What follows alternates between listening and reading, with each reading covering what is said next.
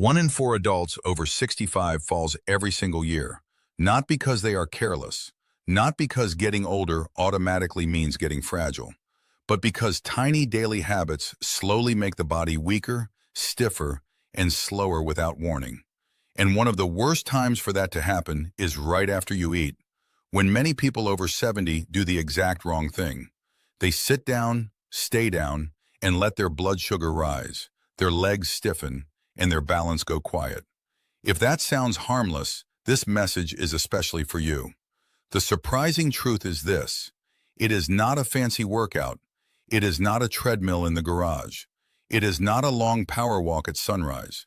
The one simple walking habit that could protect your life after 70 is this: after your main meals, do not stay planted in the chair.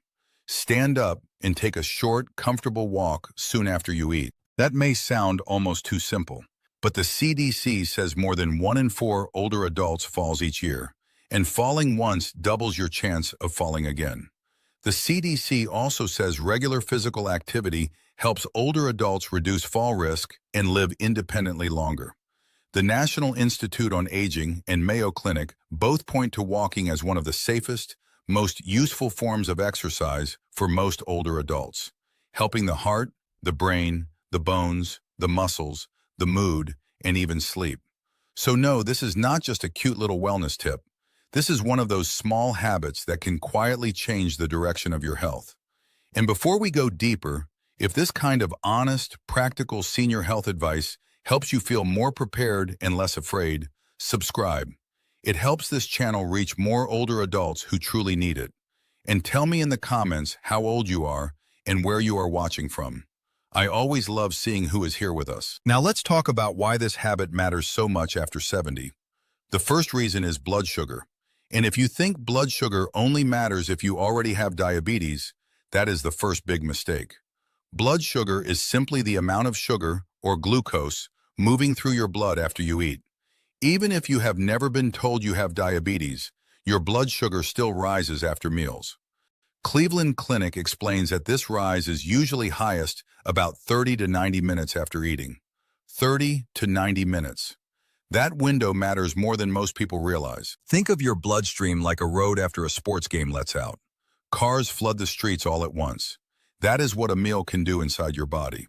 Glucose enters the blood, and insulin, that is the hormone that helps move sugar into your cells for energy, starts trying to direct traffic. But after 70, that traffic control is often slower. Your muscles may not respond as well. Your pancreas may not be as efficient. And if you sit still right after eating, that sugar traffic jam can get even worse. Now here is the good news. Research suggests that even a very short walk after eating can help bring that rise down. In fact, studies summarized by the National Library of Medicine found that just a few minutes of light walking after a meal can help blood sugar more than simply staying seated, and often more than just standing still. Why? Because your muscles are like extra storage rooms. When they contract, even gently, they pull some of that glucose out of the blood and use it. In simple language, your legs start helping with cleanup. Most people think, I already walked this morning, I'm done for the day. But your body does not divide the day that way. Your body reacts to breakfast, then lunch, then dinner.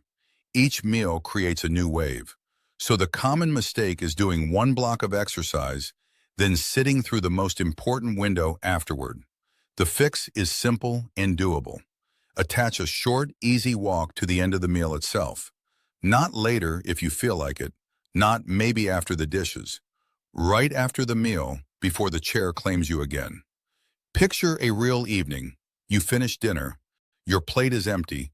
The old habit says, sit down, watch television, rest first. But the better habit says, stand up, walk to the mailbox, walk the hallway, walk around the kitchen island while the tea is brewing, walk the porch, walk with your spouse, walk with your cane if you need it. It does not have to look impressive. It just has to happen. And here is a debate for the comments. Do you think doctors warn people enough about what happens after meals? Or do they focus too much on medicine and not enough on timing and movement? I have a feeling this one will split people right down the middle, so let's hear both sides below. The second reason this walking habit matters is your heart and blood pressure. Blood pressure is the force of blood pushing against your artery walls. Arteries are the blood vessels that carry blood away from your heart. If that pressure stays too high for too long, it can quietly damage the heart, brain, kidneys, and eyes. The tricky part is that many older adults feel absolutely nothing while this damage is building. The CDC says physical activity can lower blood pressure, and Mayo Clinic says regular, brisk walking can help prevent or manage heart disease, stroke, high blood pressure, and type 2 diabetes.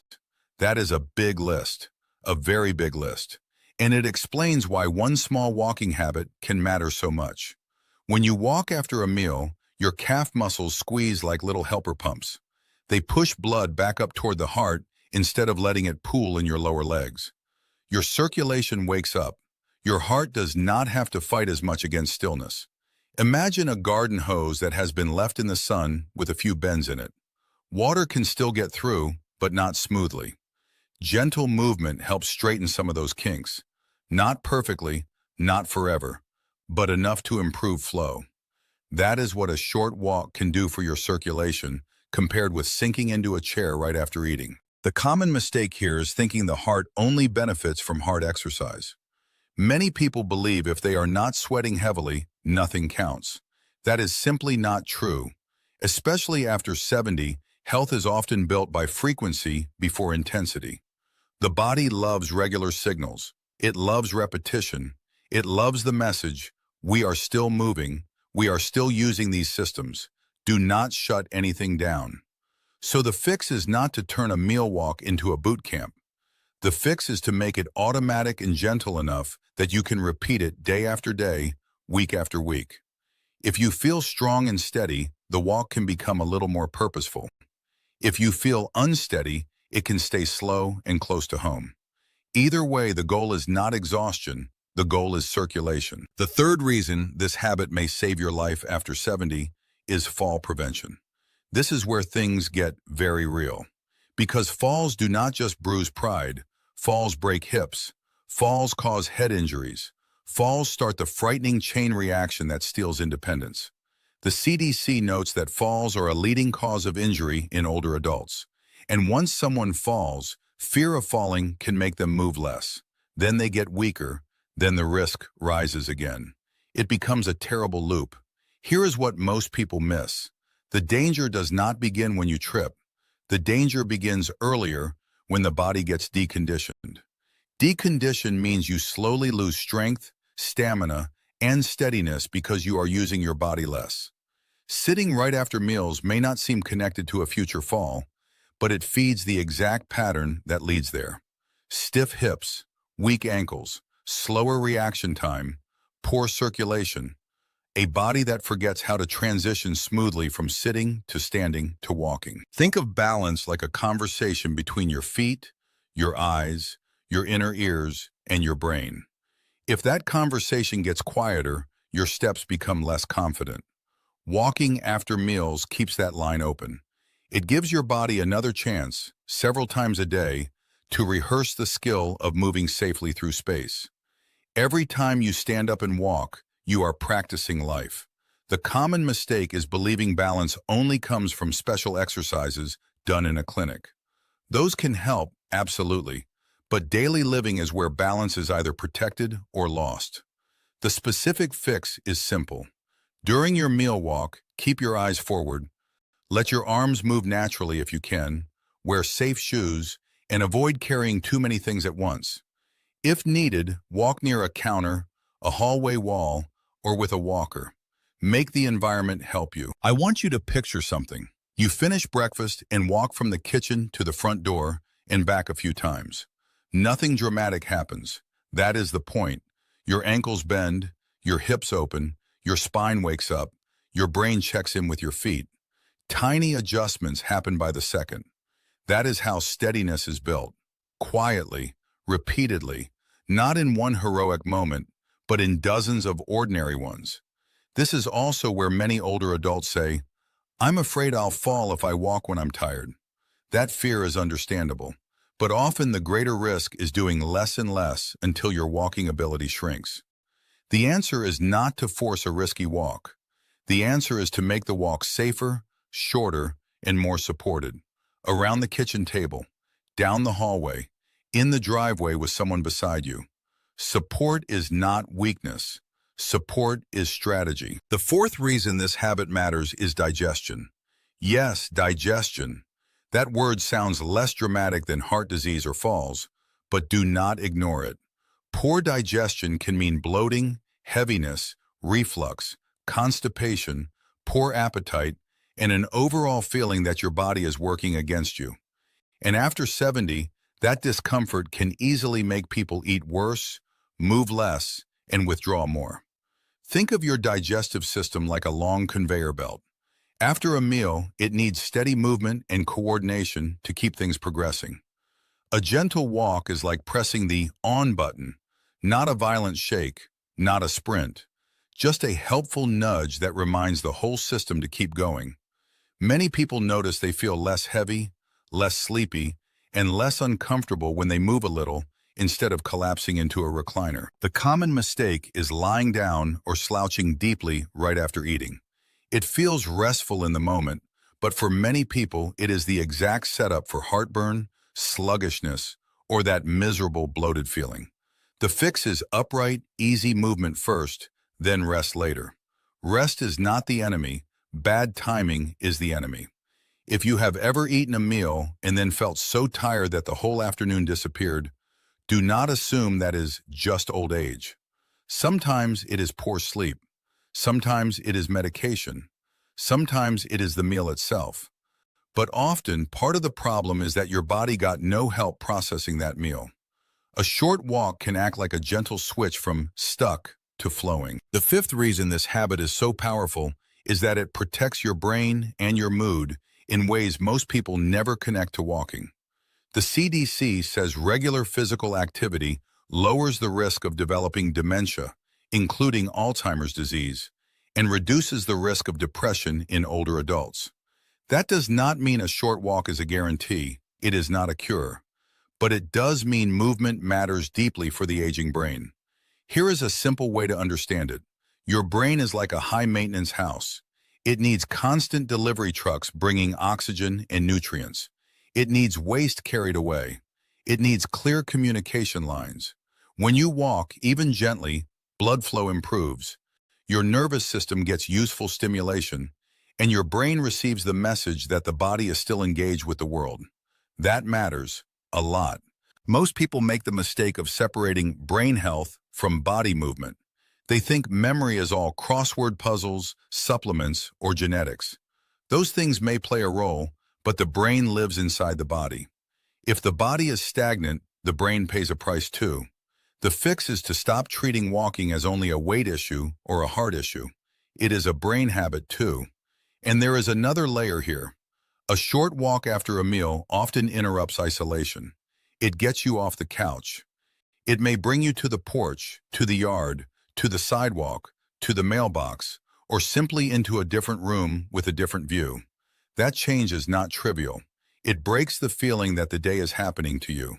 Suddenly, you are participating in it again. Let me tell you about Elaine, age 74. Elaine is not a real patient from a hospital chart, but she is the kind of person I hear about all the time. She lived alone, had arthritis in her knees, and after dinner she always sank into the same chair in front of the television. She told her daughter she felt old all at once, around 7 p.m. Her legs got heavy, her mind got foggy. One night when she stood up quickly to use the bathroom, she wobbled hard enough to scare herself. What frightened her most was not the near fall. It was the thought, what if next time no one is here? Elaine did not need a miracle. She needed a repeatable habit. So she made one change. After breakfast and after dinner, she walked slowly through her apartment building hallway for a few minutes, holding the rail when she wanted to. Some days she only looped near her own door. Some days she felt strong enough to go a little farther. Within a few weeks, she noticed 3 things. She felt less wiped out after meals. She felt less stiff when she stood up later. And most importantly, she felt less afraid of her own body. Improved. Her transitions got smoother. Her daughter said she sounded more like herself again. That is the kind of outcome I want you to hear clearly. Not magic, not reversal of aging, improvement, stabilization, more control, more trust in your own steps. If that sounds small, ask yourself this. How many major health problems after 70 begin with a small loss of control? A little more stiffness, a little more dizziness, a little more fear, a little more sitting. Then one day it is a fall, a hospital stay, or a frightening lab result. Big trouble often grows in quiet soil. That is why small protective habits matter so much. The sixth reason this one walking habit is so powerful is consistency. Not excitement, not intensity, consistency. And this may be the most life-saving part of all. Researchers studying tens of thousands of older adults found that walking speed was strongly linked with survival. In plain language, how well you walk reflects how well many systems in your body are functioning. Your heart, your lungs, your nerves, your muscles, your brain. Walking becomes a kind of report card. Now, please do not misunderstand me. I am not saying you must suddenly start speed walking to prove anything. I am saying that the ability to get up, move with purpose, and keep your body used to movement matters. A meal-timed walking habit helps protect that ability because it happens often. It turns movement into part of living, not a separate event you may or may not feel motivated to do. Think of it like brushing your teeth. You do not wait for deep inspiration. You attach it to the routine of the day. The best health habits after 70 are often the ones that require the least debate. You eat, you walk a little. That is it. The meal becomes the trigger. The trigger removes the decision. And once you remove the decision, the habit gets much stronger. The common mistake is relying on motivation. I'll walk later. I'll walk when it cools down. I'll walk if I have more energy. That sounds reasonable, but later often becomes never. The fix is to shrink the habit until it feels almost too easy to refuse. Your only job is to begin. Stand up, take the first steps. Let the habit do the rest. Some of you will completely disagree with this next point, and that is okay. A short walk done consistently is often more powerful than an ambitious plan done rarely. There, I said it. The body responds to repeated signals. A little bit done faithfully can beat a big effort that leaves you sore, discouraged, or inconsistent. Tell me in the comments if you agree or disagree, because I know this one starts arguments. Now let's make this even more practical. What should this habit actually look like in real life? It should look boring enough that you can keep it. That is the secret. After a meal, stand up and walk in a way that feels safe, steady, and sustainable. If outside is easy, go outside. If outside is not safe, stay inside. If you use a cane, use it. If you use a walker, use it. If you live in a small space, loop that small space. If you are caring for a spouse, walk together. If you feel lonely, call someone while you walk. If it is cold, walk the hallway. If it is hot, walk before the house gets stuffy. There is almost always a version that works. What should you not do? Do not turn this into a pride contest. Do not compare your walk to someone else's. Do not assume a short walk doesn't count. Do not wait until you are miserable to start. And do not make the classic mistake of thinking the perfect plan is the only good plan. The perfect plan is the one you will actually keep. You can even build tiny cues around it. Leave supportive shoes where you eat.